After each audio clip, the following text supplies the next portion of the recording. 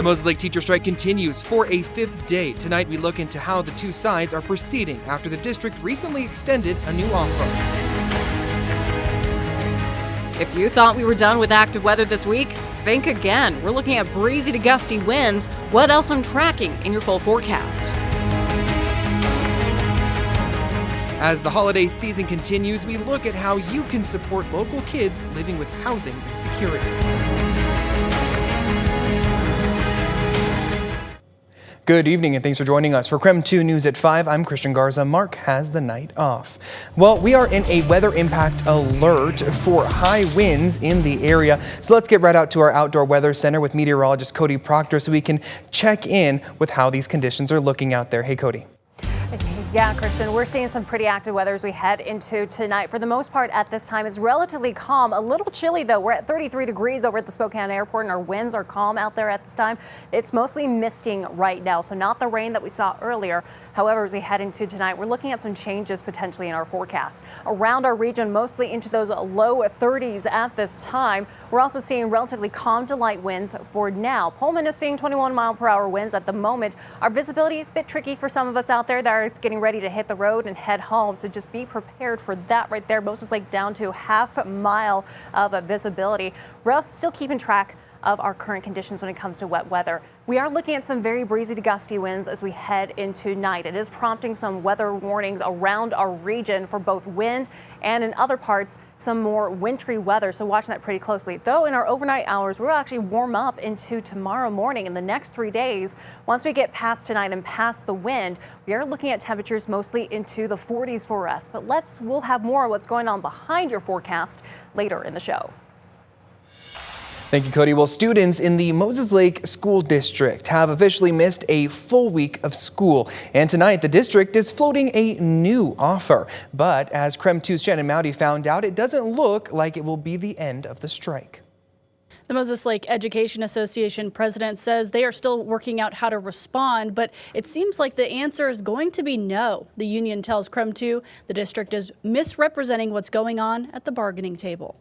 The Moses Lake School District is offering up what it calls a significant concession in contract negotiations. The district says Friday's proposal responds to the Education Association's top priorities, with key pieces like full restoration of the 2022-25 contract, distribution of state funding to directly pass through to certified instruction staff annually, and a 2% pay increase for all employees. The offer also mentions no disciplinary action will be taken related to return of district property during the work stoppage.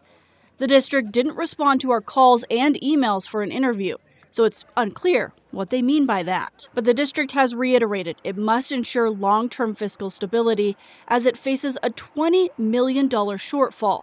That's due to 2 failed levies and an $11 million accounting error last year, Superintendent Carol Lewis told KREM 2 previously. Lewis says this year's school budget is $8 million less than in 2023. Education Association President Heather Whittall sent KREM 2 a statement saying the district is misrepresenting its efforts at the bargaining table. The current proposal repackages previous proposals and still includes harmful takebacks and violates previous agreements, Whittall told KREM 2. She said the bargaining team is working out how to respond to ensure students and educators have stability moving forward.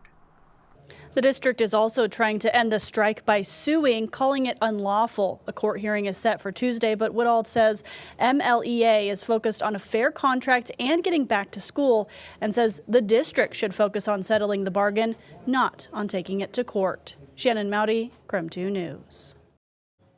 Well, the room was full last night as the Moses Lake School Board met, but it wasn't just parents and teachers there. Even people from Moses Lake who aren't parents wanted answers. Many said the district and the union are taking too long to find a solution, and it's impacting students the most. How could we treat each other this way? It is embarrassing. I mean, I'm not perfect, and I've never treated everyone perfect, but this is wrong. The strike was not on the meeting agenda for last night, and the school district says they aren't allowed to comment on matters that are not on the agenda. The district will provide an update on the status of Monday's school day by 4 p.m. Sunday. Yesterday, we told you about a Boise inmate who pleaded guilty to killing 2 men in North Idaho while on the run last year. We said 33-year-old Skylar Mead was sentenced to 2 consecutive life sentences, but in fact, that is the plea deal that he accepted yesterday. Mead is set to be sentenced next month. And over 1,000 kids in the Spokane School District live with housing insecurity. To brighten up their Christmas, a program within the district is reaching out for your help. KREM 2's Laura Papetti has the story on how you can support local kids. For some students, school is so much more than a place to learn. It can be a warm spot during the long, cold months. My name is Winter Summers. Summers is a senior at North Central High School. I love North Central. She has spent a lot of time in what's called the Den. I used to just relax there, take a breather. A place of calm in a sometimes hectic life. I've always had to hop to home. When the sun goes down and many people are settling in for the night, hundreds of kids in our community are trying to figure out where to stay and sleep. There are a lot of kids out there who are experiencing just a variety of housing instability and bouncing around from place to place, sleeping in shelters or vehicles or in tents even right now in our community. The math is relatively easy. About 1,300 kids within Spokane Public Schools are housing insecure. About 90 of those are at North Central High School alone. However, the answer to the problem is not so simple. But the Spokane Public School District has a program that has long worked to meet the needs of kids that need some extra help. We want to give students the best foundation for that step forward. Sarah Miller is part of the HEART program that works with kids who deal with housing insecurity, helping kids get everything from financial aid forms to shoes. When you are an unaccompanied youth like Winter, you don't have an adult that's readily available to do those things. And during the holiday season, HEART is working to provide gift cards to students. It's really important for us to be able to, during that holiday season, to let kids know that they are cared for and that the community is really thinking of them. We get to go to that store, we get to pick out what we personally need. Miller realizes this year is financially challenging for so many people, but she and the HEART program are hoping to raise enough to give kids something small and special. We do have just over 200 students who are unaccompanied. I would love to be able to give each one of them something and more if we can. After high school, I will be going to SCC for cosmetology. For Summers, her high school and the HEART program have become a place to call home. I'm going to miss North Central. Laura Papetti, KREM 2 News. To donate, you can drop off a gift card at the office of any Spokane Public School or donate online at SpokanePublicSchools.org and give to the HEART program.